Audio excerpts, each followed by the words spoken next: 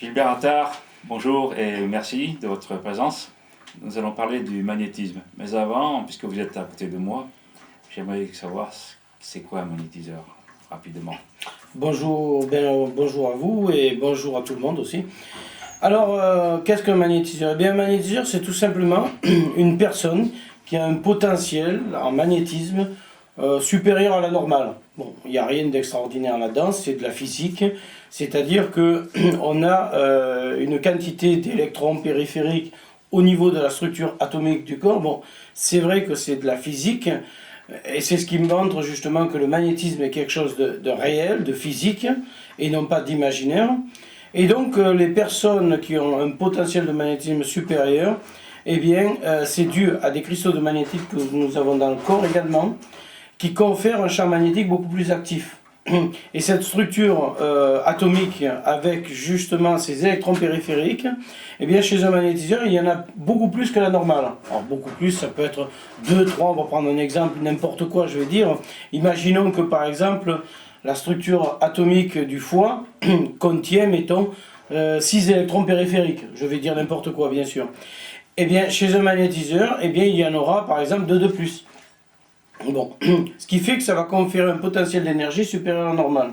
Et une personne, lorsqu'elle a, par exemple, lorsqu'elle est malade, lorsqu'elle a un choc émotionnel, n'importe quoi, elle va avoir une déperdition d'énergie qui va se faire. Et cette déperdition d'énergie, elle va se faire sur des points fragiles du corps. Imaginons que c'est le foie qui est fragile chez une personne, par exemple. Et bien à cet endroit-là, il va y avoir une perte d'énergie qui va se faire, c'est-à-dire un flux d'électrons qui va partir. Et par exemple, au lieu d'en avoir, mettons, 10, elle ne va plus qu'en avoir 8. Et c'est un peu comme une roue voilée qui va se mettre à circuler, à rouler, mais de travers. Et bien le magnétiseur, parce qu'il a justement un excès de magnétisme, donc un excès d'énergie en lui, il va pouvoir, en saturant la zone, recharger en énergie cette zone et donc la restructurer normalement. Et c'est un peu comme une roue qui est voilée, qu'on remet normal et ensuite qui retourne normalement. Maintenant, cela ne veut pas dire que ça va durer éternellement. Oui, parce qu'il y a certainement une limite dans le temps de la réparation. C'est surtout une limite aussi, bon, en fonction bien sûr des cas et des personnes, ça c'est très important de le dire aussi, mais c'est aussi en fonction de ce que la personne va faire. Si la personne, sitôt qu'elle se sent mieux, elle recommence ou physiquement à faire des efforts, ou énergétiquement, ou alors émotionnellement, ou sous différentes autres formes, c'est sûr et certain qu'elle va recréer à la longue une déperdition d'énergie qui pourra soit se reporter à nouveau sur le foie ou soit sur d'autres parties du corps. C'est comme ça que le principe fonctionne. Alors pourquoi je connais un peu ces choses-là? Parce que j'ai eu la chance d'avoir un ami, je l'ai toujours mais on s'est malheureusement perdu de vue, qui m'a expliqué tout le côté physique et scientifique du phénomène du magnétisme. Et pour cause, cet ami qui s'appelle Jacques Viguier, j'espère peut-être qu'il aura l'occasion de voir cette vidéo, ça me ferait plaisir qu'il reprenne contact avec moi. Eh bien, il était astrophysicien, spécialisé dans l'étude des champs magnétiques. Oui. C'était un des meilleurs de France. Il a enseigné au CNRS, donc, et puis j'en passe aussi de pas mal. Donc c'était quand même quelqu'un de très important. Il avait du matériel à sa disposition, il avait un laboratoire à sa disposition, ce qui fait qu'ensemble nous avons fait beaucoup d'expériences, y compris aussi avec ma femme Monique aussi. On a fait des expériences assez surprenantes dans les domaines du magnétisme et des champs magnétiques et bien d'autres choses encore. Comment avez-vous découvert votre don? Alors, comme ça arrive la plupart du temps, par hasard, par accident, pour beaucoup de magnétiseurs c'est ce qui se passe, même pour beaucoup d'autres personnes qui ont des facultés. En attrapant un coup de soleil, c'était il y a 32 ans de cela, c'était au mois d'août, j'ai attrapé un coup de soleil, et à l'époque on connaissait du côté de l'EGA d'ailleurs, une femme âgée, qu'on disait guérisseuse, puisqu'à cette époque-là c'était encore pas toujours très bien connu. On est allé la voir, et là elle a essayé de me lever ce coup de soleil. Bon, elle a bataillé parce qu'à l'époque j'avais un magnétisme qui était déjà assez fort, mais que j'ignorais totalement évidemment. Et elle m'a dit, tu as du magnétisme, tu devras apprendre à t'en servir. Donc à partir de là, j'ai acheté des livres, j'ai commencé à étudier, j'ai commencé à faire des expériences, j'ai commencé à soigner des amis, des animaux aussi bien sûr. Et puis les amis ont amené des amis et ça fait boule de neige et c'est comme ça que j'ai commencé. Et à la suite de ça, je peux dire que je me suis beaucoup documenté. J'ai retrouvé beaucoup de cas de magnétiseurs qui ont démarré accidentellement. Celui-là, je ne transmet pas de famille en famille, c'est pas un don. Alors, là, il faut que je corrige la chose. Oui, c'est ce qu'on appelle un don. Mais le don, c'est génétique. Alors, là encore, je vais apporter des informations purement physiques. Comment est-ce que c'est génétique? Tout simplement parce que je parlais tout à l'heure des cristaux de magnétite. Ici, les cristaux de magnétite, tout le monde en a dans le corps. Toi, moi, les personnes qui regardent en face de nous, on en a de partout. Dans les coudes, dans les poignets, dans les arcades sourcilières, un peu de partout. Ces cristaux de magnétite sont logés dans les os. Et chez certaines personnes, alors scientifiquement ça a été démontré, notamment par Yves Rocard, un professeur qui a fait des recherches très poussées dans le magnétisme, dans la radiesthésie, dans beaucoup d'autres choses dans ce domaine-là, qui a été beaucoup décrié par les scientifiques, parce qu'ils s'intéressaient à des domaines qui dérangeaient. Alors évidemment, on ne l'aimait pas trop. Eh bien, il s'est aperçu que chez certaines personnes, il y avait beaucoup plus de cristaux de magnétite, une quantité beaucoup plus grande. Et ça, eh bien, c'est génétique, c'est-à-dire que de famille en famille, c'est le genre de choses qui se transmet. Alors ça peut sauter 1, 2, 3 générations, voire plus, mais de génération en génération, ça va se retrouver. Comme beaucoup d'autres problèmes génétiques peuvent se retrouver. Tu as des maladies qui sont des tares génétiques, ou des maladies génétiques comme même les cancers, on sait que ça peut être génétique aussi, et plein d'autres maladies. Bon, ben, on a les maladies qui peuvent être génétiques, mais aussi on a parfois de la chance. Et tu as des personnes qui peuvent avoir du magnétisme naturellement, tu en as qui ont de la radiesthésie très fort ou des choses comme ça. Bon, ben, c'est ce qu'on appelle le don, en fait, c'est biologiquement démontré, c'est simplement de la physique. D'accord. Quelle souffrance soignez-vous? Alors les mots que je peux traiter, eh bien je dirais à peu près tout type de problème, quel qu'il soit. Après, c'est au cas par cas. Alors pourquoi je dis au cas par cas? Parce qu'il n'existe pas deux personnes, premièrement, identiques. On a chacun notre personnalité, notre ressenti, notre sensibilité, notre vécu aussi. Ce qui fait que ça va faire des personnes totalement entières, totales. Donc évidemment, d'une personne à l'autre, ça peut être très différent. En fonction des maladies aussi. Et également aussi du problème dans quelles conditions je le prends. Par exemple, un zona, s'il est pris tout au départ, eh bien, il a toutes les chances d'être arrêté très vite. S'il est pris au bout de 10-15 jours, ça commence à faire beaucoup pour un zona. Donc le magnétiseur, moi y compris bien sûr, on va avoir plus de difficultés. S'il est pris au bout d'1 mois ou plus, alors là ça devient beaucoup plus difficile. L'âge, il joue aussi. Un zona de 15 jours, par exemple, chez un enfant de 10-12 ans, il se lèvera beaucoup plus facilement que chez un adulte ou que chez une personne âgée. Donc tu vois déjà là, on a le même durée de temps, on a par exemple le même type de zona, mettons un zona facial ou une zona intercostale, mais en fonction de l'âge, il y a déjà une différence très forte. Il y a également aussi une réceptivité, une sensibilité. Donc tu as des personnes très réceptives, très sensibles, avec qui même dans des cas très graves, eh bien on peut obtenir des résultats qui sont spectaculaires, qu'on peut même presque tout à l'heure qualifier de miraculeux. Et parfois, dans des cas qui paraissent au départ très faciles, eh bien j'ai eu parfois des échecs, ça m'est arrivé, comme à n'importe qui. Donc tu vois qu'en fonction des cas et des personnes et des problèmes, eh bien ça peut varier. Et alors je suis aussi ce qu'on appelle un magnétiseur polyvalent. Alors je m'explique là-dessus. Polyvalent, c'est-à-dire que j'ai la capacité de m'adapter à tous les types de fréquences, parce que toutes les maladies, si tu veux, sont basées sur des fréquences.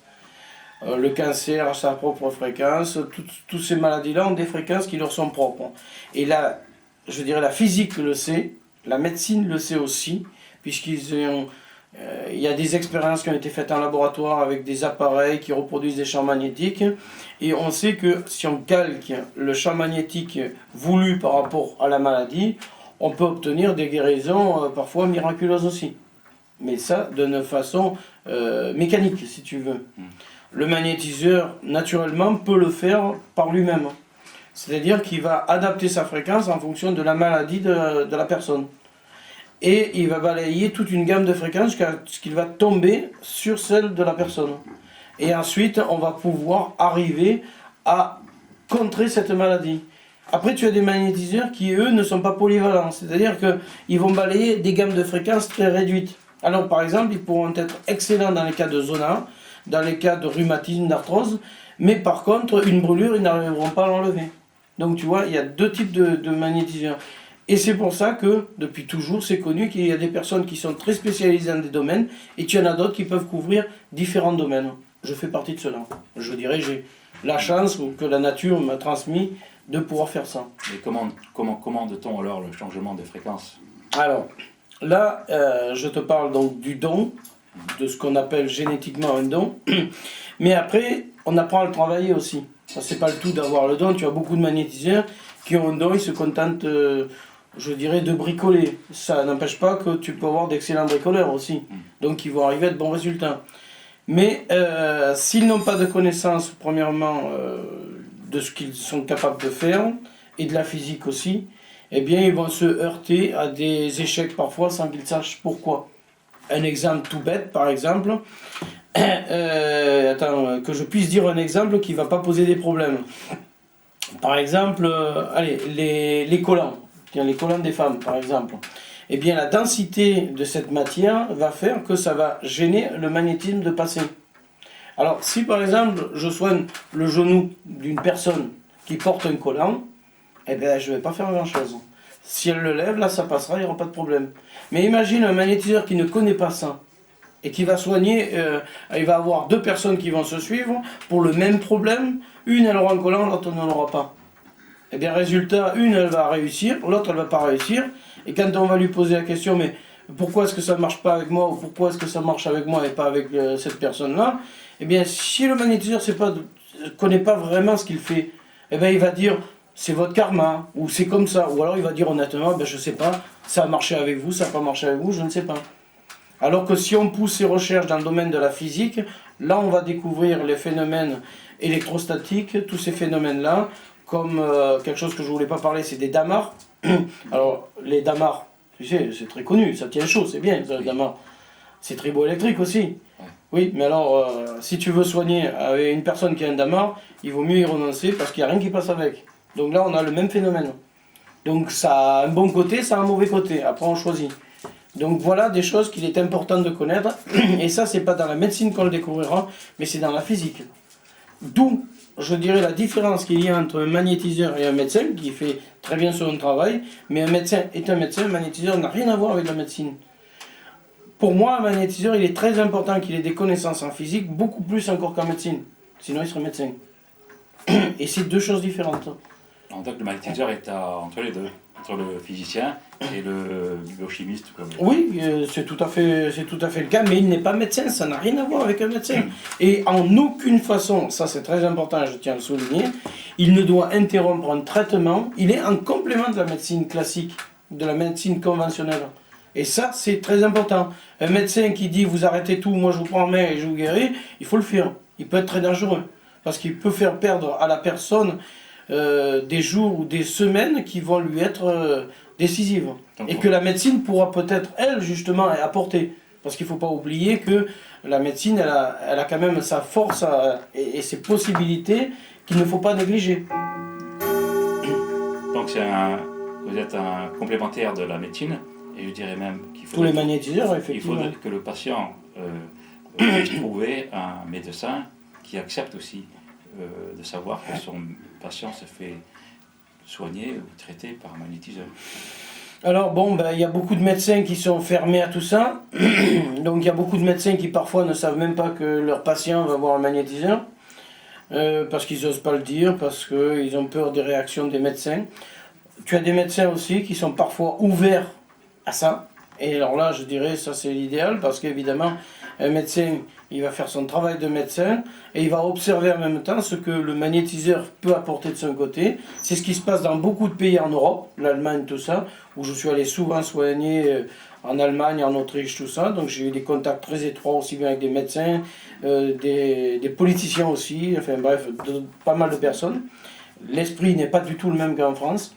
Donc si la médecine acceptait que cette unité se fasse, et dans ces cas-là, c'est sûr que les premiers bénéficiaires, ce seraient les gens eux-mêmes, puisqu'il y aurait une complémentarité. D'ailleurs, il y a au niveau des autorités, il y a, bon, c'est pas une volonté, mais il y a des associations qui s'occupent bien de vous mettre des bâtons dans les roues, non ? Bah, tu sais, c'est comme tout. Il y a eu beaucoup. Bon, maintenant, ça s'est beaucoup calmé, mais il y a 40 ans en arrière, on faisait une chasse aux sorcières à tous les magnétiseurs qu'il pouvait y avoir. Donc, le moindre magnétiseur a de suite été attaqué, tout ça. Ce qui s'est produit, c'est que les bons magnétiseurs, eux, eh bien, on ne pouvait pas dire grand-chose parce que on soigne, on ne donne pas de médicaments ni rien et on obtient des résultats. Donc, les bons magnétiseurs, ben, ça leur faisait de la publicité. Les mauvais, par contre, oui, effectivement, ça permettait de faire du tri. Alors maintenant, la médecine attaque surtout les mauvais. Donc, effectivement, ça, c'est aussi une bonne chose. Mais dans les magnétiseurs, tu as des mauvais, mais tu as aussi des bons. Et c'est vrai que là-dessus, il faudrait que les choses changent peut-être en France, où on pourrait faire quelque chose de beaucoup plus efficace au niveau du magnétisme. Est-ce que tu tiens compte du signe astrologique de la personne? Non, alors là, j'avoue qu'en astrologie, c'est pas trop mon domaine. C'est plus celui de ma femme qui s'intéresse beaucoup à l'astrologie, qui s'y est beaucoup intéressée, qui se passionne pour l'astrologie, tout ça. C'est vrai que un magnétiseur qui serait astrologue aussi pourrait certainement avoir d'excellents résultats, peut-être encore bien meilleurs que les miens, pourquoi pas, c'est tout à fait possible. Mais je sais que ça peut avoir une importance très grande. On peut découvrir par ce biais-là aussi les faiblesses génétiques. Astrologiquement, on peut déjà les découvrir, donc je pense que ce serait une bonne chose. Mais dans ce domaine-là, non, je ne suis pas capable. Tu soignes du rhumatisme? Oui, tout ce qui est inflammatoire, rhumatisme, arthrose, tout ça, je guéris pas, attention. Une arthrose, je ne vais pas te la guérir. En fait, tu es magnétiseur. Quelle est la différence entre magnétiseur, guérisseur, rebouteux? Alors ça me fait plaisir que tu poses cette question. Parce que là, je tiens à dire tout de suite une chose, c'est que le terme guérisseur ne veut strictement rien dire. Et pour cause. Que veut dire guérisseur? En fait, ça veut dire guérir. Un médecin pourrait être aussi bien guérisseur qu'un magnétiseur, qu'un herboriste, que n'importe qui.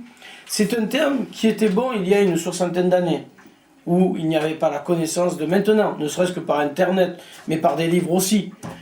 Donc la connaissance maintenant elle est à notre porte, il suffit seulement d'avoir envie et on peut l'avoir.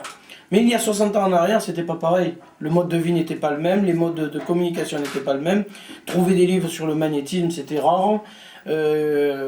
Trouver des articles, c'était rare aussi. Donc, dès l'instant où on savait que dans un village, parce que les modes de communication n'étaient pas les mêmes non plus, dans un village, on savait qu'une telle personne soignée, c'était une guérisseuse, c'était un guérisseur. Maintenant, on sait ces choses-là. Donc, le terme guérisseur ne veut plus rien dire. C'est comme si, imagine, tu vas voir un garagiste, et ce garagiste te dit « je suis garagiste et réparateur de voitures ». Moi, à mon avis, c'est un non-sens. Un garagiste est forcément réparateur de voitures. Voilà, donc c'est la même chose. Dès l'instant où tu vas voir un garagiste, tu sais qu'il va te réparer ta voiture. Bien que maintenant les voitures sont tellement sophistiquées que si ça continue, les garagistes, il n'y en aura peut-être plus beaucoup. Mais voilà en gros pourquoi je m'élève à chaque fois que j'entends le terme employé par certaines personnes. Je suis magnétiseur, guérisseur, c'est absurde.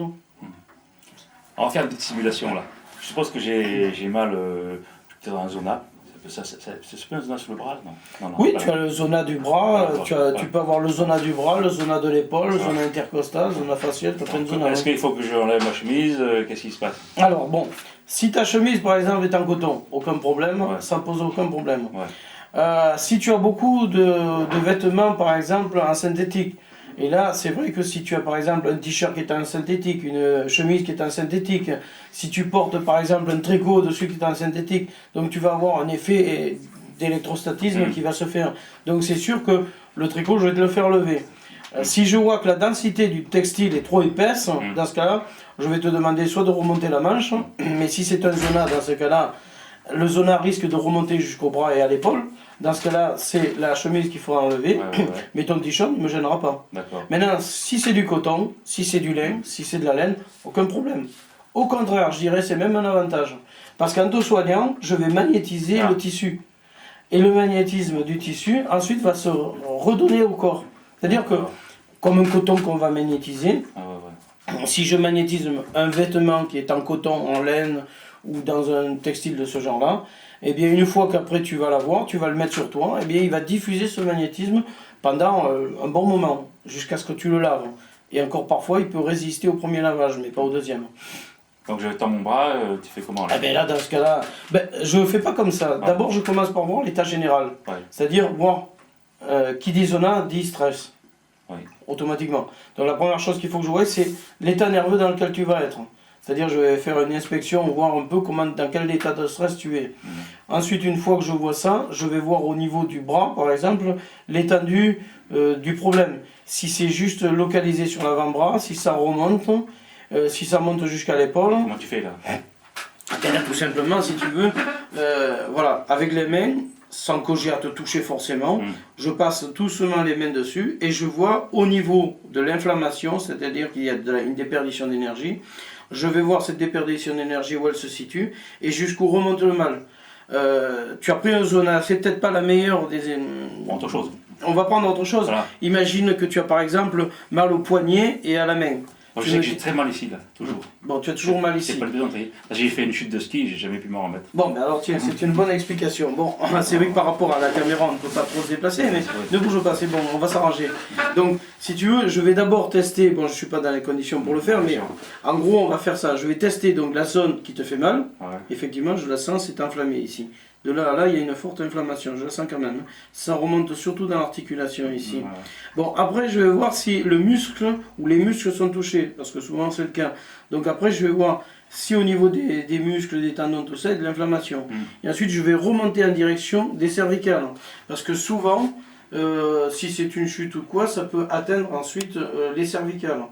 Alors, soit c'est les cervicales qui sont responsables, soit ensuite, ça va déclencher une inflammation au niveau des cervicales. Et il va falloir que je traite, alors dans ce cas-là, le système nerveux, parce qu'il a son mot à dire, les cervicales aussi.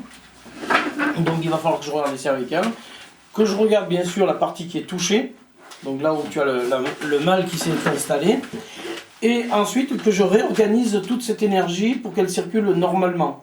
Donc lever l'inflammation du point qui te fait mal, lever l'inflammation s'il y a des nerfs, des tendons ou des muscles qui sont touchés, lever l'inflammation au niveau des cervicales, parce que ce qui peut se passer, c'est que tu as une inflammation des cervicales qui ensuite va se communiquer au bras, et il va entretenir un peu comme un feu que tu entretiens, donc il va entretenir ta douleur. Donc si j'essaie de soigner uniquement la douleur sans m'occuper du reste, je vais calmer la douleur là, mais elle va repartir soit parce que les cervicales seront touchées, soit parce que tu auras une inflammation qui vient du coude, du poignet qui remonte sur le coude et qui va te le réanimer. Donc tu vois, c'est beaucoup plus complexe que ça. Oui, effectivement, je pensais... Alors c'est pour ça que l'exemple du zona n'était pas le meilleur, et celui-là, il est déjà meilleur. Ça permet de comprendre pourquoi on peut avoir mal, par exemple, à un genou, et je vais remonter jusqu'au cervical. Tout à fait. Parce que c'est relié à la colonne vertébrale, c'est relié au bassin, à la hanche et au genou. En fait, c'est aussi acupuncture, aussi. Il y a des connaissances presque d'acupuncture, parce que c'est des courants d'énergie que tu fais. L'acupuncture, qu'est-ce que c'est? On va te planter des aiguilles dans des zones qui sont des points d'énergie. Et on va, par le fait de ces aiguilles qui à l'origine étaient en or ou en argent, vont soit calmer, soit dynamiser une zone. Donc si tu as l'énergie qui est bloquée dans un endroit, on va au contraire la dissiper. Donc on va, en principe à l'origine, c'était des aiguilles d'argent qui étaient plantées pour justement dissiper cette zone où l'énergie se concentrait trop et créer un blocage. Maintenant, si tu as une faiblesse, on va la dynamiser, bien que mes connaissances dans ce domaine-là sont quand même assez limitées. À l'origine, ils plantaient donc des aiguilles d'or qui va redynamiser cette zone, la recharger en énergie pour que le mal disparaisse, que la douleur disparaisse en premier. Le mal, en principe, il peut disparaître suivant ce que c'est après coup, mais la douleur, c'est toujours la première chose qui disparaît. Donc, évidemment, que tu prennes l'acupuncture, ce qu'on appelle aussi la digitocupuncture, c'est-à-dire la pression par les doigts, où tu vas presser aussi sur des zones qui sont des points d'acupuncture. Donc, au lieu de prendre des aiguilles, ben, tu vas le faire avec des doigts. Même principe, tu vas réactiver des zones, tu vas les désengorger suivant les pressions que tu vas faire aux zones. Et le magnétisme, c'est ça, je dirais, d'une façon un peu plus puissante, parce que c'est beaucoup plus global. Donc on peut actionner l'énergie dans tout le corps d'une façon beaucoup plus globale. Combien de temps dure une séance? Est-ce qu'il faut que je rappelle, par exemple, pour mon mal, il y a une phase de diagnostic, et ensuite tu vas me dire, il faut venir une fois, 2 fois, 3 fois, 4 fois. Alors, ce qui se passe, c'est que la séance dure, pour ma part, une demi-heure. En général, c'est le délai qui est le meilleur. En une demi-heure, tu obtiens de bons résultats et qui durent. Le nombre de séances, en moyenne, ce que je conseille, c'est 3 séances. Et la plupart des bons magnétiseurs, et Dieu sait si quand j'ai des personnes qui sont venues me voir, on avait vu d'autres, et j'ai toujours entendu la même chose, les bons magnétiseurs disent, en général, il faut 3 séances. En 3 séances, ou tu as des résultats, ou tu n'en as pas. Si tu n'as pas de résultats, dans ce cas-là, en principe, j'arrête. sauf si la personne insiste, et dans ce cas-là, on va faire une séance ou deux de plus, parce que parfois le mal, il est très profond, et il met un certain temps à s'évacuer.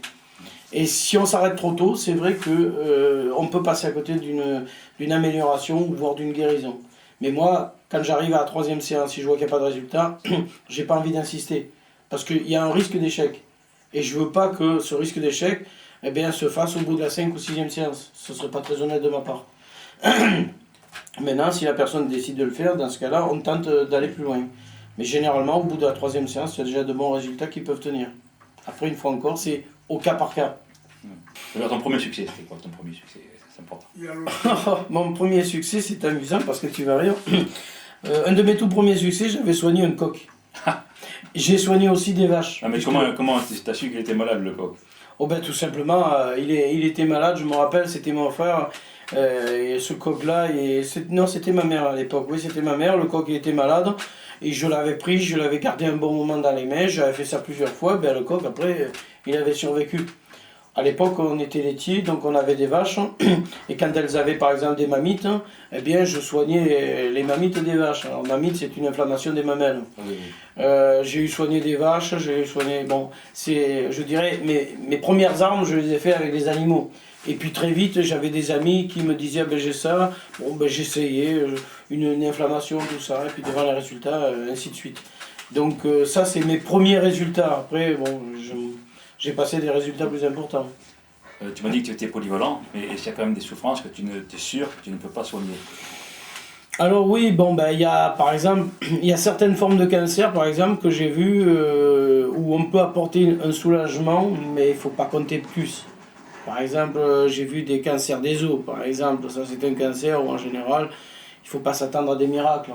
Après, bon, il y a d'autres formes de cancer où j'ai vu que, toujours en accompagnement bien sûr de la médecine classique, conventionnelle, eh bien, j'augmente par exemple le potentiel d'énergie de la personne, je réduis le feu des rayons quand on fait de la radiothérapie. Donc, les rayons que les médecins font donnent leurs résultats, mais on enlève le feu de ces rayons. C'est fait que les effets secondaires des rayons, ben, ils les ont pas. Donc, en complémentarité, on peut pas dire que on peut pas dire le contraire, mais c'est une bonne chose, quoi. Est-ce que tu regardes quand même le traitement que donne le médecin? Ah ben, la première chose que je fais, je demande d'abord à la personne ce que lui a dit son médecin, ce que son médecin lui fait, lui a prescrit ou quoi. Moi, la première chose que je veux savoir, c'est ce que son médecin ou ses médecins lui ont dit et ce qu'elle fait. Maintenant, il m'est arrivé parfois que j'avais des gens qui me disent « Ah ben non, je ne veux pas voir de médecin, je viens d'avoir voir. » J'ai dit « Écoutez, voyez d'abord votre médecin. Moi, je veux bien m'occuper de vous, mais je veux d'abord que le médecin vous voie. » Donc maintenant, c'est sûr que si c'est une personne qui attrape un coup de soleil, bon, ben, un coup de soleil, surtout chez nous dans le midi, avant c'était très courant, c'est toujours aussi courant, et encore plus maintenant avec l'effet de serre. Mais bon, ça se lève tout seul. Une brûlure, tu te brûles, je mets la main dessus, j'arrête la brûlure, ça c'est rapide. Mais après, pour le reste, moi j'aime bien savoir ce que les médecins ont fait, et si la personne n'a pas été le voir, j'insiste pour qu'elle y aille. Et parfois, il m'est arrivé de soigner des personnes pour des choses légères et de m'apercevoir qu'il y avait une zone qui ne me plaisait pas. Je me souviens le cas d'une personne, je crois que c'était un homme, si ma mémoire est bonne, mais ça remonte au moins à 25 ans en arrière, donc c'est pas d'hier. Et je me souviens, c'était au niveau du poumon, j'avais ressenti quelque chose qui ne me plaisait pas. Donc je ne vais jamais dire, vous avez ci, vous avez là. Parce que premièrement, je ne suis pas médecin, donc je n'ai pas à faire de diagnostic. Deuxièmement, je peux très bien me tromper. Alors j'avais dit à cette personne-là, demandez à votre médecin qu'il vous fasse tel examen, par exemple une radio du poumon ou quoi. J'ai dit parce que bon, je sens qu'il y a quelque chose qui ne me plaît pas là, mais c'est tout. Hein. J'avais pas dit plus, donc j'avais pas affolé la personne. La personne a vu son médecin qui lui avait fait la radio qu'il fallait, et à la radio, il s'est avéré qu'elle avait un tout début de cancer qui se faisait. Donc évidemment, elle a suivi le traitement que le médecin lui a donné. Moi en parallèle, je l'aidais. Et bien le médecin lui a dit, vous avez eu beaucoup de chance. Parce que en général, ce genre de cancer-là, eh bien, quand on le découvre, il a déjà fait du chemin et il est beaucoup plus difficile à soigner. Là, il avait été soigné, le médecin l'avait soigné avec une facilité sans aucun problème. Là, il y aurait peut-être une explication à donner parce qu'un mal, avant qu'il apparaisse physiquement, il apparaît d'abord énergétiquement. Et ça, je crois que c'est un domaine qu'il est très important de souligner. Donc, on peut soigner des maladies avant même que physiquement elles apparaissent. Ça, c'est très important. Dans le cadre d'accident, je parle d'une personne qui a eu un accident violent, qui se trouve avec un visage défiguré et qui ne peut plus se supporter, défiguré légèrement, et qui a quand même des difficultés à articuler, à parler. Nous avons tous des difficultés un petit peu, mais là, c'est vraiment, dans le cas d'un accident, c'est très, très grave. Est-ce que le magnétiseur peut apporter une solution? Il peut apporter une aide, ça c'est sûr. Déjà, ne serait-ce que émotionnellement et donc d'un point de vue stress, donc automatiquement. Donc là-dessus, il peut déjà aider. Il peut aider aussi à la cicatrisation. Donc, ça m'intéresse. Comment tu fais pour aider à la cicatrisation? Il y a comme des traces sur le visage. Oui, ça n'empêche pas que la personne, bien sûr, si elle a eu un accident, la première chose qu'elle a fait, elle a atterri dans un hôpital. Un hôpital qui donc va la prendre en main, va faire les opérations qu'il faut, tout ça. Donc ça c'est, je dirais, c'est les premières choses qui vont se passer, ce qui est tout à fait normal et logique d'ailleurs de faire. Ensuite, elle va continuer à avoir probablement un traitement. Puisque bon, après opération, il y a des cicatrices, tout ça, il y a beaucoup de choses. Donc, il y a le tissu qui est tendu. Qui a été lésé. Alors, ça peut agir dans la mesure où, si tu veux, on va régénérer les cellules qui sont touchées. Par magnétisme, on peut régénérer ces cellules. Tant que les cellules ne sont pas mortes, beaucoup de choses sont possibles. Une fois qu'elles sont mortes, c'est-à-dire si la personne vient me voir trop tardivement, si elle a des cicatrices qui sont vieilles de 6 mois, il ne faut pas se leurrer. Les cicatrices, je ne vais pas y faire grand-chose. Si la personne se blesse et elle vient me voir rapidement, alors qu'elle est en traitement avec son médecin, il n'y a pas de problème, eh bien, je vais accélérer le processus de cicatrisation parce que les cellules qui ne sont pas mortes, qui sont abîmées, mais qui, avec le temps, vont peut-être mourir, eh bien, ces cellules, je vais les redynamiser en les réénergétisant. Évidemment, les cicatrices seront beaucoup moins fortes, voire même, dans certains cas, elles peuvent même être minimes. Alors qu'en temps normal, elles auraient été très importantes. Des cas comme ça, j'en ai eu plein, des personnes qui ont subi des opérations, qui, après l'opération, sont venues me voir, je les ai soignés, et leur médecin il disait, c'est étonnant, vous cicatrisez à une vitesse qui les étonnait, si tu veux. Et au résultat final, la personne elle a des cicatrices beaucoup moins voyantes, qui sont beaucoup moins douloureuses, parce que la cicatrisation se faisant mieux, elles seront moins douloureuses. Beaucoup d'avantages, quoi. Le magnétisme, c'est un ça aussi qui peut aider énormément. Est-ce que le magnétisme peut apporter un soulagement pour les maladies mentales?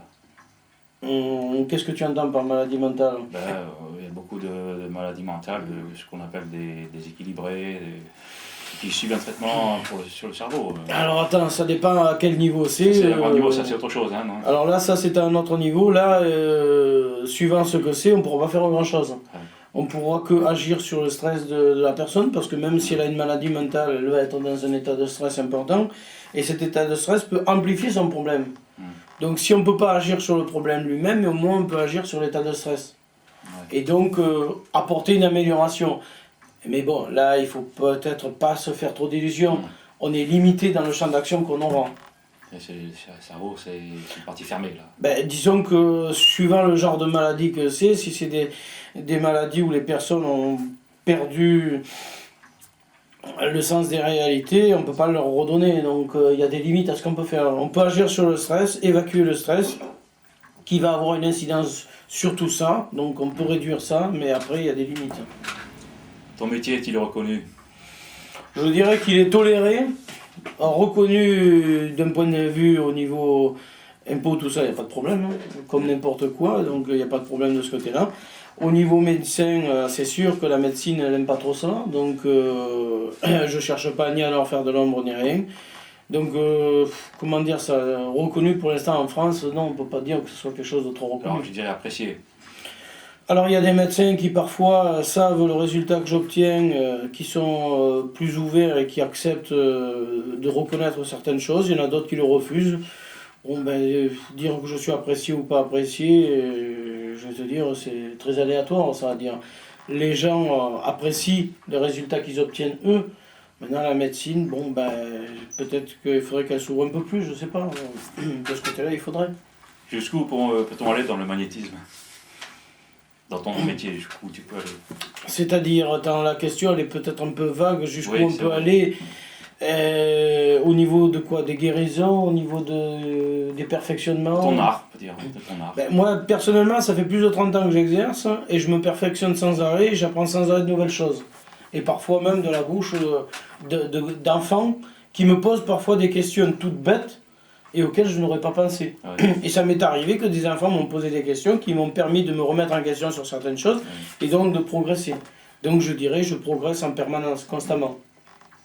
Une documentation aussi importante sur les auteurs qui parlent du magnétisme.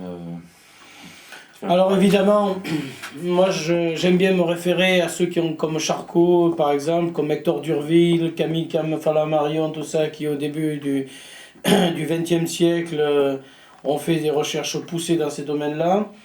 Louis Le Prince aussi, qui était un docteur qui a fait des recherches très poussées aussi dans ce domaine-là. Mais bon, ça c'est tous des ouvrages qui datent des années 1900, 1940.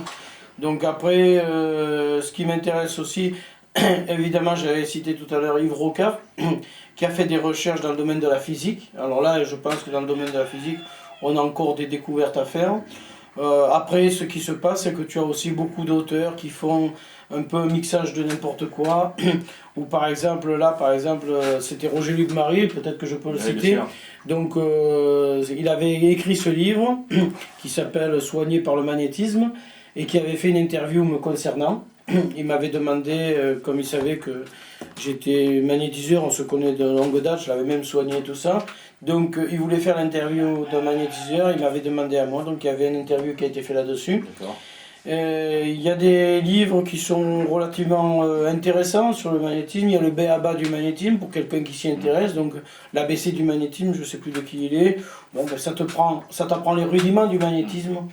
Après, bon, ben, tu as...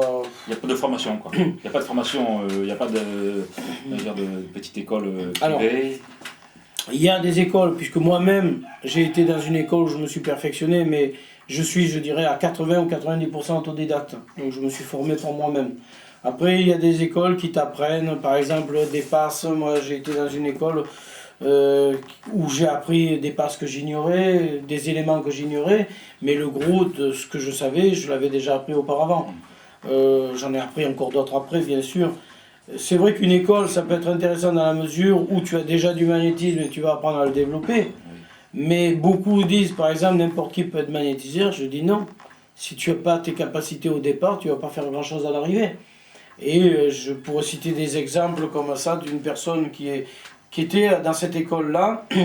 Je me rappelle, c'était un grand gaillard. Il était, je crois, je ne me souviens plus. Et donc, il suivait des cours de magnétisme, mais il n'avait pas beaucoup de magnétisme. Et son ami, un jour, se fait mal. Elle lui demande de le soigner. Il la soigne. Résultat, il s'est vidé complètement. Il avait mis 3 semaines à s'en remettre. Il avait été malade et tout. Son ami, elle n'avait pas été spécialement beaucoup mieux que ça. Ça l'avait légèrement soulagé, mais c'est tout. Il lui était arrivé cette expérience-là. Il n'a jamais plus voulu retoucher au magnétisme parce qu'il avait compris qu'en fait, il s'était pompé complètement. Il n'avait pas suffisamment d'énergie pour pouvoir l'utiliser, quoi. Hein. Bon, ça, justement, la question qui vient, c'est est-ce que les séances te fatiguent? Et comment tu fais pour ne pas être fatigué? Alors, il y a des techniques qui permettent de se recharger. Ça fait partie des premières choses que j'ai appris à faire. C'est comment me recharger, où me recharger, dans quelles conditions se recharger.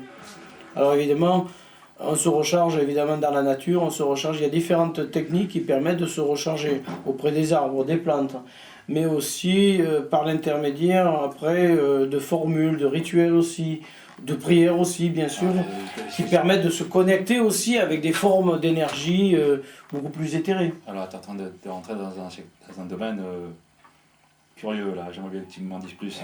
Tu vas chercher ton énergie dans des mondes invisibles. Alors, il faut savoir une chose, que là on est dans un monde de matière.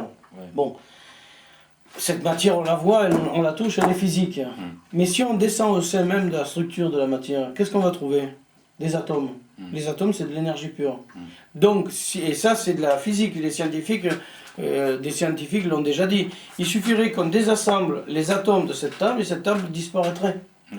Donc cette table est un potentiel d'énergie densifié, on pourra dire, tout comme nous. À la différence près, c'est que cette table qui est devenue morte, puisque c'est du bois, c'est inerte, nous on est vivants, tout comme les animaux, tout comme les plantes. Et donc on va être sensible aux champs magnétiques qui nous entourent. Et dans ces champs magnétiques, tu as des champs magnétiques de base, mais après tu as des champs beaucoup plus éthérés. Et dans lequel, évidemment, ça peut faire sourire, ça peut faire sursauter des personnes, mais le domaine, par exemple, de la méditation, de la prière n'est plus à démontrer, les capacités. Par exemple, avant, tu avais dans les campagnes, tu avais ce qu'on appelle des penseurs de secret. Alors, les penseurs de secret, ça existe encore dans certaines régions de France, plus dans la nôtre, ou plus beaucoup. Eh bien, c'était des personnes qui étaient capables, par l'intermédiaire de prières, de rituels et de formules, de soigner, par exemple, en faisant des signes de croix, en disant des prières, tout ça. Donc, soigner des brûlures, des choses comme ça, sur place, ou voire même à distance. Donc, on peut soigner à distance. Dans notre région, combien de personnes qui étaient connues justement pour soigner le coup de soleil à distance. Alors quand une personne attrapait le coup de soleil, on allait voir telle personne, et bien elle prenait le nom, le prénom de la personne, tout ça, et elle allait lui soigner le coup de soleil à distance.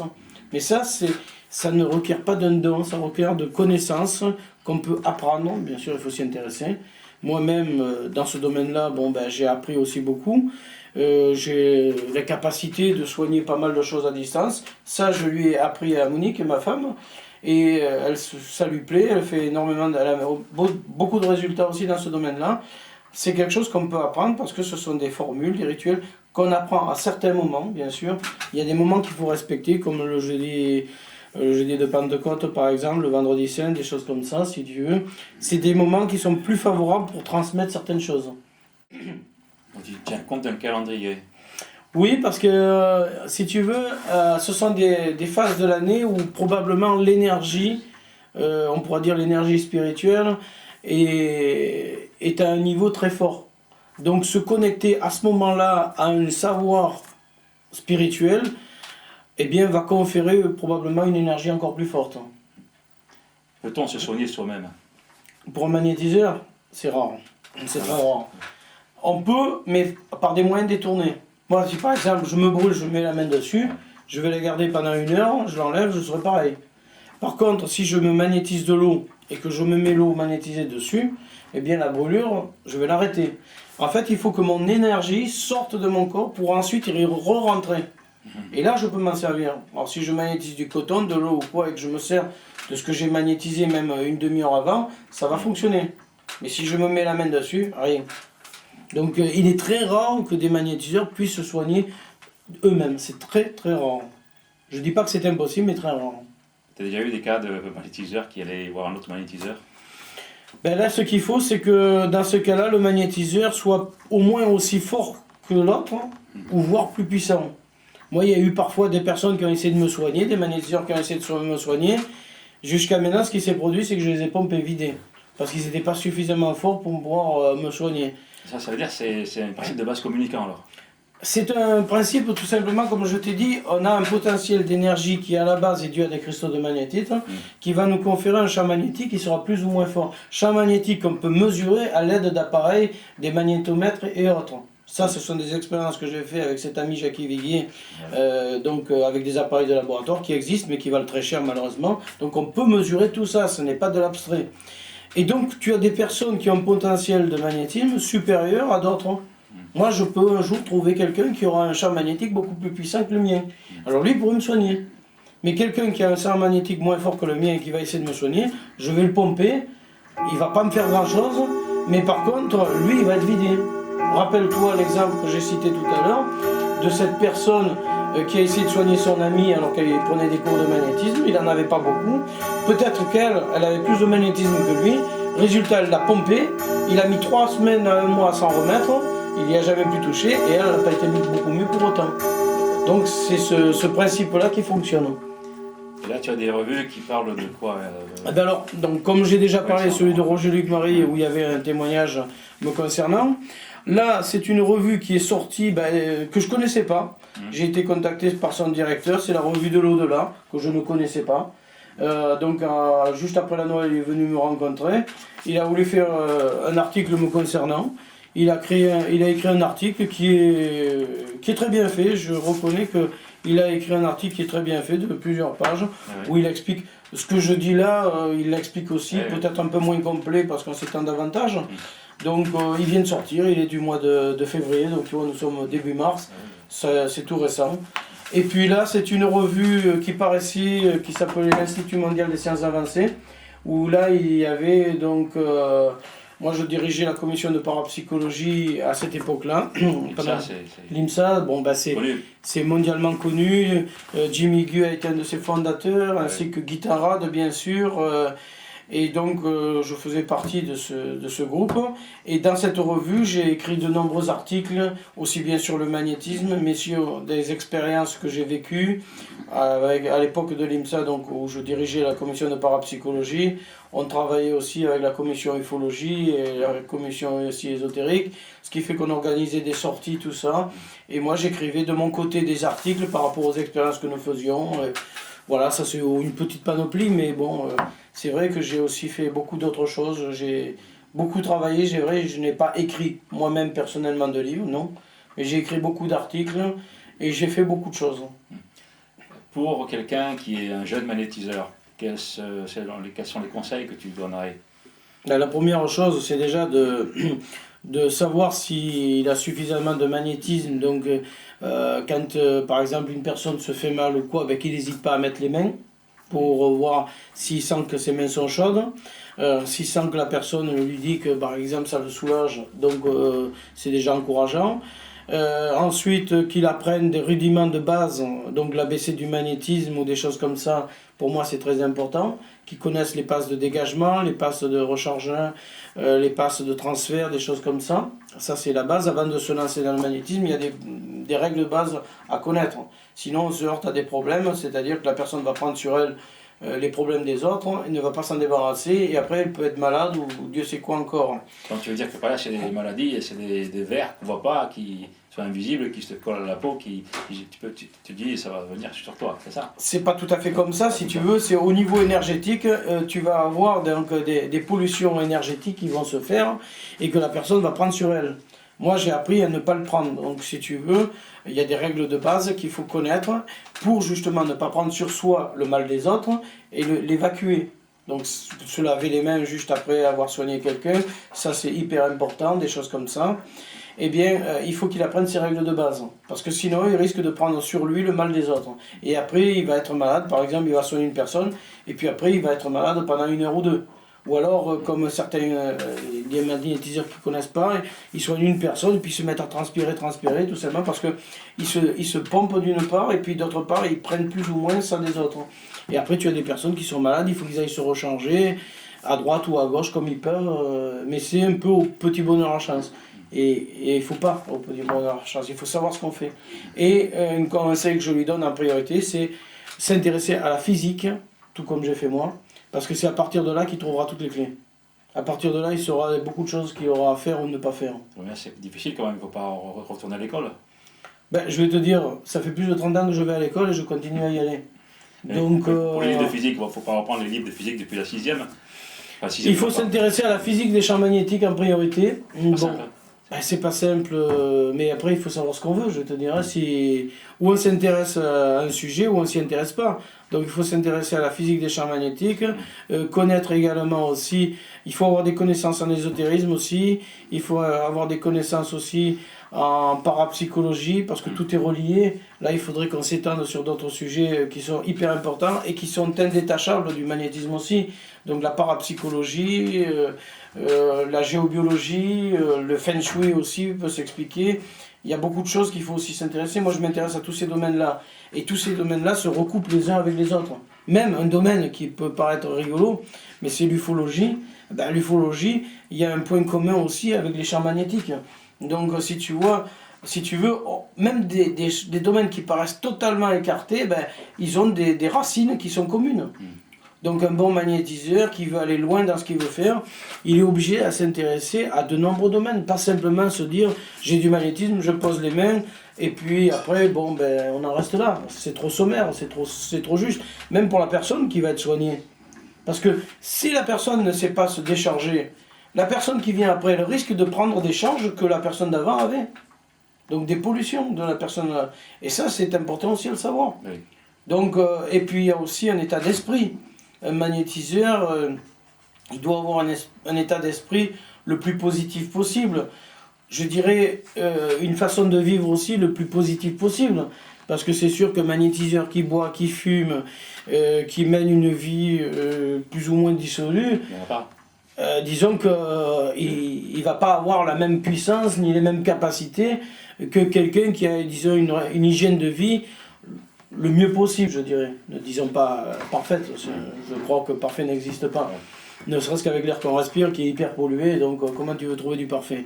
Mais au moins, essaie de s'en approcher. Bien, Gilbert Attard, je vous remercie, je te remercie. Oui, c'est vrai. Et bon, ben, voilà. J'espère avoir pu répondre à quelques-unes de tes questions.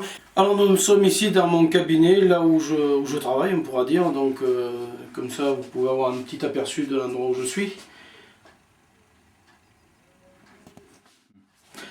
Alors là, ici, c'est quelques certificats.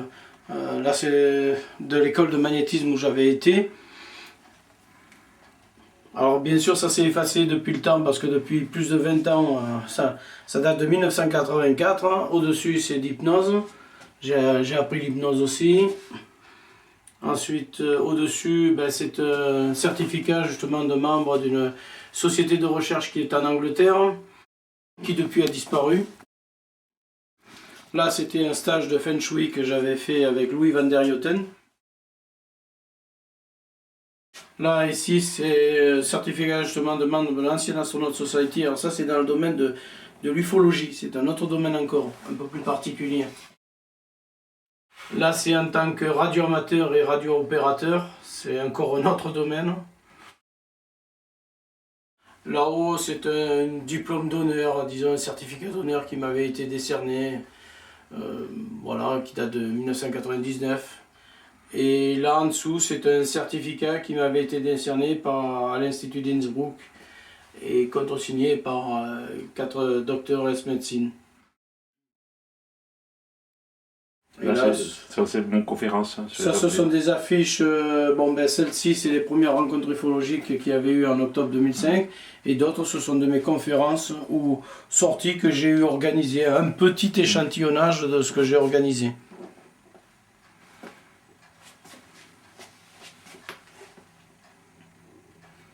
Alors c'est ici que je fais asseoir les patients et que je les soigne. C'est sur ce fauteuil-là, donc qui a vu pas mal de personnes s'asseoir ici. Combien de personnes vous avez traitées depuis? Ouf, alors là, ça je ne pourrais pas dire, je ne sais rien. Impossible à dire, le nombre, je ne sais pas.